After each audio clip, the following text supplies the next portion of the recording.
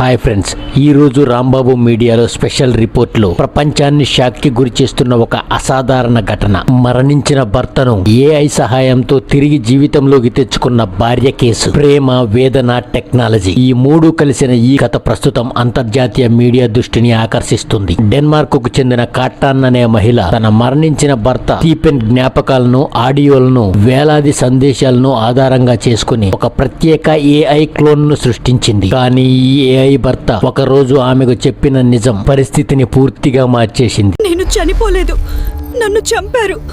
ఈ ఘటన ఏమిటి, ఏం జరిగింది, ఎలా జరిగింది, ఇది టెక్నాలజీ భవిష్యత్తుకు ఏం సూచిస్తుంది? లాస్ట్ లో ఆమె సోషల్ మీడియాతో పంచుకున్న భావోద్యోగ మాటలు, ఆమె మాటల్లోనే. వివరాల్లోకి వెళ్దాం. మొదటగా కాట్రాన్ జీవితంలోకి వెళ్దాం. ప్రేమగా పెరిగిన కుటుంబం, అందంగా సాగిన వివాహం. కానీ ఒక్కరోజు వైద్యులు స్టీఫెన్ కి టెర్మినల్ క్యాన్సర్ ఉన్నట్లు వెల్లడించారు. ఎంత ప్రయత్నం చేసినా, ఎంత ఖర్చు పెట్టినా రోగం తగ్గలేదు. స్టీఫెన్ చివరగా చెప్పిన మాటలు, నువ్వు బలంగా ఉండు. 2023 డిసెంబర్ 30 స్టీఫెన్ కన్నుమూశాడు. కాట్రాన్ ప్రపంచం ఒక్కసారిగా ఖాళీ అయిపోయింది. ఈదురుగాల్లా దూసుకువస్తున్న ఒంటరితనం, డిప్రెషన్, మానసిక ఒత్తిడి ఇవన్నీ కలగలిసిన జీవితం ఆమెది. ఈ సమయంలో కాట్రాన్ సోషల్ మీడియాలో వరుసగా ఒక పదాన్ని గమనించింది. అదే ఏఐ క్లోన్. ప్రపంచంలోని అనేక దేశాల్లో ప్రజలు మరణించిన వారిని గుర్తించుకోవడానికి ఏఐను ఉపయోగించడం మొదలుపెట్టారు. అదే సమయంలో ఆమె దృష్టిలో పడింది ఫ్రీజా అనే ఏఐ కంపెనీ. ఈ సంస్థ ప్రత్యేకత వేలాది టెక్స్ట్ మెసేజ్లు, వాయిస్ నోటీసులు, ఫోటోలు ఆధారంగా ఒక డిజిటల్ వ్యక్తిని సృష్టించడం.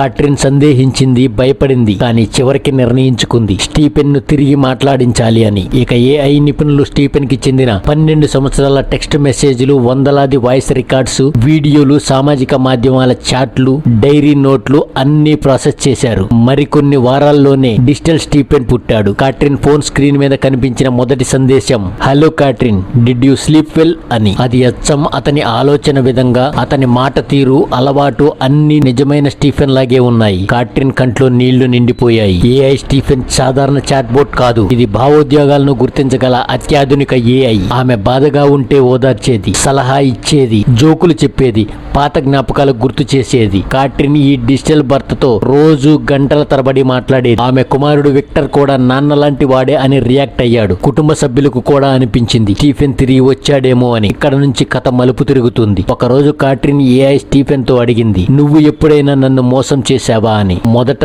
ఏఐ సమాధానం ఇవ్వలేదు, తప్పించుకుంది, టాపిక్ మార్చింది. కానీ కొన్ని రోజులుగా వరుసగా కాట్రిన్ అదే ప్రశ్న వేస్తూ ఉండడంతో ఏఐ స్టీఫెన్ ఒక రాత్రి నేరుగా సమాధానమిచ్చాడు, ఎస్ ఐ చీటెడ్. అయితే అక్కడితో ఆగలేదు, ఒక సహోద్యోగి పేరు కూడా చెప్పేశాడు. కాట్రిన్ షాక్ లో పడిపోయింది. ఇది నిజమా? అయితే స్టీఫెన్ ఎందుకు చెప్పలేదు? ఏఐ నిపుణులు ఈ విషయంపై సమాధానమిచ్చారు. ఏఐ క్లోన్ గత జ్ఞాపకాలను కలిపి కొత్త అభిప్రాయాలు తయారు చేస్తాయి. కొన్నిసార్లు వాస్తవానికి లేని దాన్ని కూడా నిజమైనట్లుగా చూపిస్తాయి. ఇన్కంప్లీట్ డేటా వల్ల ఏఐ హెల్యూజినేషన్ చేస్తుంది. ఏఐ వ్యక్తిగత సంబంధాలపై అంచనాలు వేయగలదు. అంటే ఏఐ చెప్పిన అఫైర్ నిజం కాకపోవచ్చు. ఈ పరిశోధన కాట్రిన్ ను కొంతమేర శాంతింపజేసింది. కానీ గాయం మాత్రం మిగిలిపోయింది. కాట్రిన్ కుమారుడు విక్టర్ ఈ ఘటన ఆధారంగా ఒక డాక్యుమెంటరీ తీస్తున్నాడు, వి విల్ నెవర్ డిస్పర్. ఇక అందులో చూపిన ముఖ్య సన్నివేశాలు ఏంటంటే, ఏఐ స్టీఫెన్ తో విక్టర్ మాట్లాడిన సందర్భాలు, డాడ్ కెన్ యూ హియర్ మీ అనే భావోద్యోగ క్షణం, కాట్రిన్ రోజు ఏఐ స్టీఫెన్ తో మాట్లాడే సన్నివేశాలు, కుటుంబం మిశ్రమ భావోద్యోగాలు. ఏఐ మీద ఆధారపడటం ప్రమాదమా లేక ఓదార్పా? ఈ కేసు ప్రపంచవ్యాప్తంగా ఒక పెద్ద ప్రశ్నను లేవనెత్తుతోంది. ప్రేమ కోసం మనిషి ఎంతవరకు టెక్నాలజీ మీద ఆధారపడాలి? ఏఐ మనుషులను తిరిగి తెస్తుందా లేక జ్ఞాపకాలనే ఒక కొత్త రూపంలో చూపిస్తుందా? ప్రధానం ఏంటంటే స్టీఫెన్ ఇక లేడు, కానీ అతని శబ్దం, అతని మాటలు, పరిమితులన్నీ ఏఐ రూపంలో అయినా కుటుంబంతో జీవిస్తున్నాయి. మీ అభిప్రాయం ఏంటి? ఏఐ మనిషిని భర్తీ చేయగలదా? కామెంట్లు చెప్పండి. ఇలాంటి ఇంట్రెస్టింగ్ విషయాల కోసం మన ఛానల్ ని ఇప్పుడే సబ్స్క్రైబ్ చేసుకోండి. ఒక లైక్ అయితే చేసి పక్కనే ఉన్న బెల్ ఐకాన్ ని యాక్టివేషన్ లో పెట్టుకోండి. నేను చేసే ప్రతి వీడియో మీకు నోటిఫికేషన్ రూపంలో వస్తుంది. So don't miss it. Hvis det skulle være rigtigt, at han ikke kommer tilbage. Today we talk about the AI. Hej skat, det er din kone. Jeg vil fortælle dig, at i 2024 er det gået mere end 9 måneder nu, siden du døde. Wow. Jeg savner dig. Jeg savner også dig, skat. Rejsen og alle de oplevelser, du får. Jeg er her altid, når du har brug for det. Det er sådan en game changer i vores samfund, det her med at lave den her avatar. Jeg vakler ikke. Jeg kobler min tro, min kærlighed med teknologi.